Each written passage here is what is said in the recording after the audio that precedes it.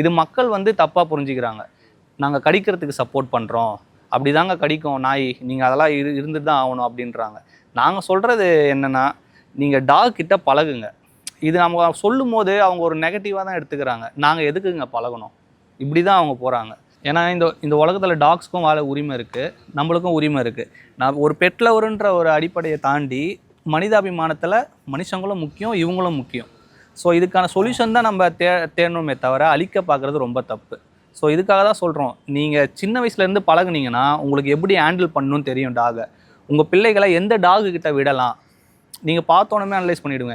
இந்த talk friendly, இந்த talk மனுஷங்கிட்ட பழகலை, ஸோ இந்த டாக்கிட்ட நம்ம கொஞ்சம் இருக்கணும்.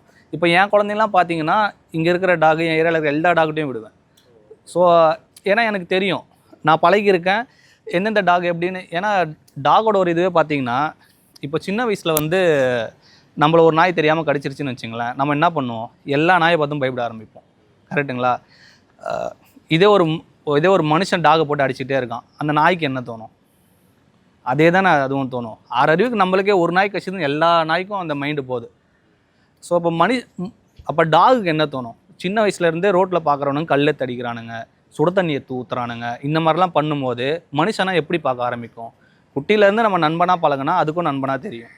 ஸோ இதுதான் இங்கே பிரச்சனையே. ஆரம்பத்தில் இருந்தே இந்த மாதிரி துன்புறுத்தி வளர்க்குறதுனால ஒரு சில டாக்ஸ் அந்த மாதிரி ஆகிடுது.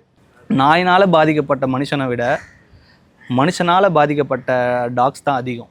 இது சோஷியல் மீடியா வந்து குழந்தைங்களை கடிச்சிருச்சு, மனுஷங்களை கடிச்சிருந்தால் பெருசாக ஸ்ப்ரெட் பண்ணுறாங்க.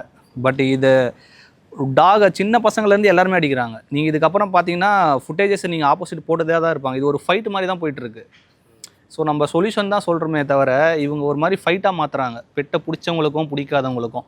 ஸோ அந்த மாதிரி எடுத்துகிட்டு போயிட்டாங்க.